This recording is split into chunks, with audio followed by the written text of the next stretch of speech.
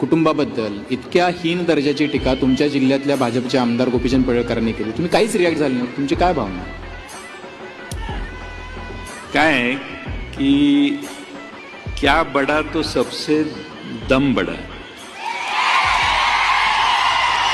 मागे मी एकदा कुठेतरी सांगितलेलं की आपलं नाव ऐकलं नाही असं याक बी गाव नाही, आणि सगळ्यांना हाणलं नाही तर जयंत पाटील माझं नाव नाही. जाऊ दे, वेळ येईल, टाईम. आम्ही सगळे वाळवे तालुक्यातली माणसं फार हुशार आहेत, दमदार आहेत. वेळ काळ वेळ बघू.